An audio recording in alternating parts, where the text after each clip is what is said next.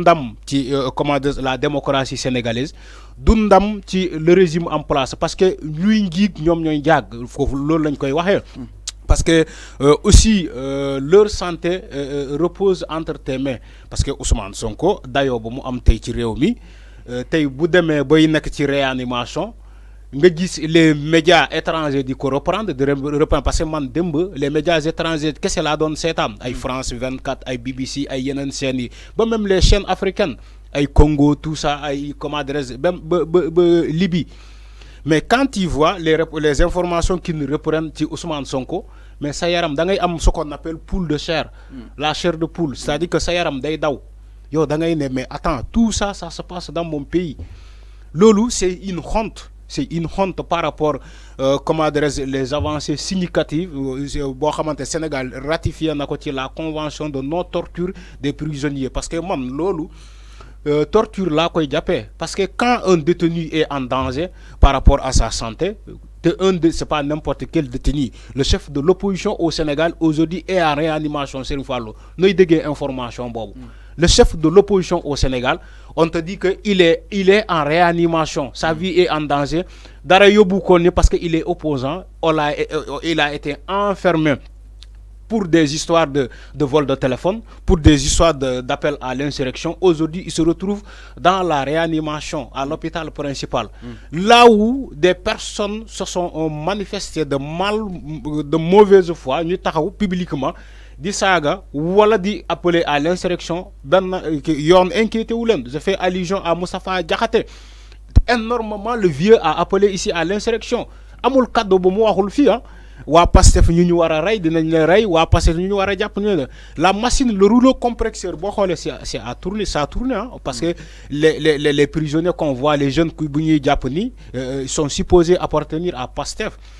xam naa dinañ ñëwaat ci cas bi gis nga tout récemment hier le cas Bap Ngagne Touré mais fan la nekk actuellement il est au Mali comme réfugié. Voilà tout ça bu la ne ci Sénégal la xewee pays boo xamante dañu ne démocratie moo fa nekk ay doomam di gàddaay di daw parce que dañoo jàpp ni que c'est peut-être une jungle boo waxee ni lu méngoowul ak bëgg-bëgg état bi da lay jàpp dugal la ci kaso bi de toutes les couches confondues parce que bàyyi ñu kenn. Tout récemment gis nañu ay avocats yi ñuy jàpp fii ba avocats yi def grève gis nañu fii ay journalistes yi ñuy jàpp ay yoon ay enseignants yi ñuy tëj ci au cours de l'année scolaire. Donc ce qui veut dire que le régime en place voilà la justice sénégalaise actuellement la façon dont elle tourne bàyyul kenn toutes les couches confondues. Maintenant quand on voit les jeunes voilà les gars yoo xamante ñoom lañ nekk di jàpp mais benn yoon doo gis nit boo xamante dañ la ne peut-être kii dafa bokk Benno Bokk Yaakaar non comme ça juste bu ñu def la parce que nous aussi on est des journalistes on analyse les faits yow depuis bu ñu commencé jàpp bu métti boobu musoo gis fenn bu ñu la ne kii de mbokk mi yaa ngi ñaxtu dañuy ne kii Benno Bokk Yaakaar la bokk wala APR amul te alors que ñoom tamit ñoom dañuy taxaw di wax lu leen ne. La même appel insurrection que les autres appels, ce sont les mêmes paroles que nous, les Mamadou Mansali. Mais c'est la même chose qu'ils font. Mais mais comment un opposant simple Ousmane Sonko, parce qu'il est opposant, mais man lola comme on a parce que il est présumé innocent au moment où nous parlons. Il n'a pas été jugé définitivement, malheureusement. On voit que certains acharnements envers sa personne, d'abord nous dissoudre son parti sans sommation, sans mise en demeure, nous dissoudre son parti, ci jaay doole, ñu jógee foofu ñoo rayé ko ci les listes électorales, nit boo xamante ne kenn jugé wu ko définitivement, aucun dossier de Ousmane Sonko boo xamante ne tabbi na ci loxo yoon ne définitif. Maintenant nooy jugé kooku noo koy sempee génne ko ci les listes électorales foofu Sénégal la xewee ñu ne déetuwaay nga jàpp Ousmane Sonko nga jàppaat beneen avocat boo xamante ne tugal la jógee ci les mêmes chefs d'inculpation que Ousmane Sonko il n'a même pas fait 48 heures à Rebeuss nga relaxé ko mu dem yoonam Ousmane Sonko tu continues de le maintenir ci les mêmes faits boo xamante ne moom nga tuddee avocat boobu. Mais tout ça, Sénégal, Sénégal la xewee tu te dis mais dans quel pays où nous sommes malheureusement boo ko waxee gars yi dañuy ne non Pastef la bokk te maintenant fii c'est comme si bokk Pastef c'est un crime. C'est alors que Pastef c'est un parti boo xamante ne un parti comment dirais-je légal boo xamante ne comme APR nu mu constitué comme comment dirais-je AFP lu mu constitué moom loolu la mel. mais ex Pastef d'accord. si tu le dis ex Pastef parce que man boo gisee ma ne Pastef dans tu peux rayer Pastef dans les listes c'est-à-dire texte dans les textes mais mënoo ko génne ci bopp ces membres de Pastef parce que eux ils continuent d'appeler leur parti Pastef. ñoom dañoo jàpp ni ba léegi au moment où nous parlons seen parti kenn dissoudre ko loolu idéologie la boo xamante ne seen idéologie d'accord man mën naa leen ko accepter parce que man bokkuma ci maintenant boo waxee ci Pastef en tant que parti boo xamante ne dafa structuré wu te mu nekk ci la constitution wala ci les textes sénégalais et maintenant génne nañu ko ci les textes ci la ne boo xoolee procédure bi baaxul parce que il faut que tamit ñu wax Serigne Fallou procédure Pastef bi baaxul nuñ ko rayee ci comment dire dissoudre parti non baaxul amul sommation amul mise en demeure ils n'ont pas été avisés pour ñu xam ni que attention vous êtes menacés si vous continuez non c'est Moustapha Diakhaté c'est pas des autorités man je parle de l'autorité adéquate boo xamante ne moom moo habilité à dissoudre ce parti là je parle de bataaxal boo xam ne moom moo war a jóge ci ministère de l'intérieur mu mettre leen en mise en demeure mu kii ne mu aviser leen attention yéen a ngi wàcc yoon si boo leen continuer ci loolu dinañ dem bu jusqu'à ce que ñu dissoudre seen parti c'est-à-dire mise en demeure sommation pour ñoom ñoo xam mais loolu amul dañoo xëy rek jàpp Ousmane Sonko neutraliser parti bi ñu dissoudre parti bi ci loo xamante tegiwu na benn yoon parce que même si la constitution du Sénégal moo ko jël ni benn président wala mën na dissoudre un parti mais tamit day am ay procédures nekkul nii nga koy dissoudre donc su ma ñëwee jeexale ci le cas Ousmane Sonko. si moom dañuy daal di ñëw tuuti par rapport ak non damay wax tuuti par exemple il a repris sa conscience. yow jàpp nga ni lu nu mel c'est juste peut-être pour des manipulations par rapport ak information bi nga xam ni itam boobu peut-être ñu koy daal di dégg exactement donc jàpp ne nag nit mënuñu ko réanimer démb tey ñu xëy ni ne il a repris sa conscience. effectivement loolu laa wax c'est-à-dire que tu peux manipuler la foule. ci loo xamante ne peut-être c'est politique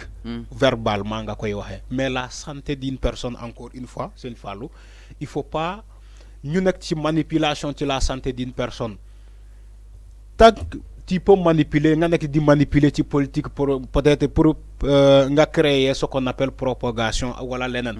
mais la santé d'une personne mënuñu ko réanimer démb aujourd'hui nga bëgg a gëmloo nit ñi ni que Ousmane Sonko mu ngi fee mu ngi am tan il a repris sa conscience mais maintenant si il a repris sa conscience wala il a ouvert les yeux mais est-ce que tane na mais tanewul xam nga lan mooy tane sénégalais lan la ñuy wooyee tane mu dem ba sa à ce que il retrouve son régime alimentaire c'est-à-dire que mu commencé lekk ba am des forces am force boo xamante il bu koy permettre mu tenir debout wax maintenant bu fekkee yow réanimation après il ouvre les yeux nga bëgg a gëmloo sénégalais ni que mu ngi am tan non attends il faut que ñu bàyyi di manipuler la foule malheureusement au Sénégal maintenant actuellement kenn mënul manipuler kenn parce que les gens sont éveillés les gens dañuy daw vers l'information les jeunes machallah de ce pays dañoo commencé jël leur destin en main pour ñu xam ban information moo wér ban information moo wérul parce que l'exemple était là hier ou avant-hier de la dame qu'on a kidnappée supposant que elle était enceinte lan laa la waxoon fii tout ça pour mécanisme pour won la ni sénégalais yi dañoo yeewu nekkul information bu ne nga leen di jox ñu consommer ko am na information boo xamante boo leen ko joxee tey dinañ ko rejeter avec des bénéfices de doute dañ lay xamal ni carrément lii yenn maanaa tout moo tax ma ne la Ousmane Sonko mais quand même on peut se réjouir de la bonne foi de nos autorités sur son cas quand même avant. Ouais mais bien sûr se réjouir c'est le permettre de récupérer des forces c'est-à-dire que Serigne Fallou de récupérer son régime alimentaire il faut que ñu permettre ñoo xamante ne waa këram mais ñàkkul lu mu bon a bon waa këram dinañ fa yóbbu lekk pour mu lekk parce que Ousmane Sonko même si il fait pas confiance à tout le monde xanaa kay doo ma ne jabarom ba ci jabarom il les fait pas confiance nañu waxante dëgg Ousmane Sonko bu bañee lekk ñam bu jógee ci prison bi mais du bañ lekk boo xamante moo jógee ci soxnaa mi donc il faut que ñu accorder ces femmes au moins privilège boobu ñu yóbbu Ousmane Sonko ñam ñu dem ci moom caresser bopp bi ñu ne ko ñu dalal ko non mais man su ma nee caresser bopp bi c'est pas parce que c'est un mot qui ne man c'est-à-dire que pour ñu jegee ko pour ñu rassurer ko c'est-à-dire que faut que ñu rassurer ces femmes yow Ousmane Sonko kan moo ko war a rassurer pour mu ñëwaat à la raison mais ay jege ñaale am ñu mel ni ay jabaram ñu ñëw taxaw toog ci wetam même dans son lit de l'hôpital à partir de l'hôpital ñu permettre ces femmes ñu ñëw toog ci wetam dalal ko ne ko revenu ta parce que ñun ñu ngi sa ginnaaw xale yi kër ga. mais sûrement ces femmes ñu koy gis. non mais comme ñaata témoignage nga dégg ñu ne la même jabar Ousmane Sonko ils n'ont pas le document boo xamante ne dafa leen permettre ñu dem rendre visite Ousmane Sonko mais restreindre jusqu'à présent eux ils n'arrivent pas à avoir non mais quand même. parce que ñoom ñeneen lépp lu dem Ousmane Sonko. Ça relève de la responsabilité de l'État. Mais bien sûr, même si les femmes ne le disent pas, même toi et moi, on sait que le plus dans Ousmane Sonko actuellement, on va imputer la responsabilité à l'État du Sénégal, au régime en place. ñoom ñoo mën a permettre nit ñi ñu mën a dem gis Ousmane Sonko waxuma nit ñi su ma nee nit ñi mooy maanaam ay jege ñaale mooy ñu mel ni jabarom yi mu mel ni ay doomam parce que Ousmane Sonko tamit père de famille la dafay soxla xam 24 heures H24 luy xew si këram lan la bàyyi ci kër ga lan moo fa nekk actuellement donc si les femmes ne viennent pas à l'hôpital ou bien aux prisons lui rassurer ni que tout se passe bien mais ça c'est une autre maladie psychologique imaginez yow tey ñu tëj la nga bàyyi ay sa njaboot si ginnaaw tu n'arrives même pas à contrôler l'information buy daw sa kër ça devient encore une autre maladie de plus loolu moo tax ma ne la encore jaadu il faut que ñu bàyyi Ousmane Sonko mu mën a gis comment dirais-je njëgëñaaleem ñoo xamante ni ñoo bokk ci moom Serigne Fallou c'est pas trop demandé parce que gis nañu ay vidéo buy circuler ni que la femme de l'autre Touré là l'activiste sa mère voilà papa comment dirais-je Pape Abdoulaye Touré voilà sa mère bay jooy ci des médias ni que moom dafa dem pour gis doomam ñu ne ko mu ngi fi mais mënoo ko gis dafa njëkkoon dem ci hôpital ñu ne ko mu ngi fi mais mënoo ko gis imaginez une femme boo xamante moo jur doomam mu yar ko ba mu màgg tey nga teg ko loxo au moins lu ndaw sax la femme ne demande pas sa libération elle demande pour mu teg ko bët mu gis ko loolu kese pour mu rassurer wu ni que son enfant est en vie mais ngeen ne du ko mën a gis ba femme bi am commencé am xel ñaar ni que est-ce que doomam deewul moo tax ñu ne ko doo ko mën a gis seen Fallou man dama jàpp ni ay waay yéwén boo permettre ay xarit Pape Abdoulaye Touré ñu dem gis ko mais nga permettre waaye juróom ñoo xamante ne ñoo ko jur yaayam rawatina yaayam doom dafa sax ci xol Olof Njaay loolu la wax imagine yow sa doom yaay ak doomam relation bi lu mu proché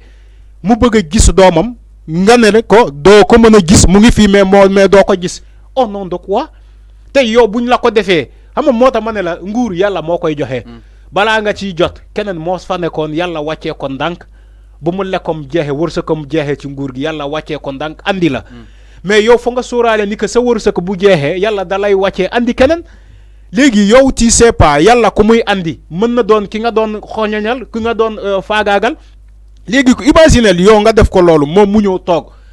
qu'est-ce que ça va devenir day andi ay fayanto kenn ñaanul loolu te warul demee noonu il faut que ñu permettre ñi ñu mën a gis seen mbokk c'est pas trop demandé encore une fois. ok c'est clair par rapport ak wàllu wunu mais je vous rappelle que ba tey yéen seen émission yi nga xam ne que mu di le tour matinal bu tey bi daal di jaajëfal bu baax a baax ñi nekk si nga xam ne que mu di chat bi merci beaucoup waaye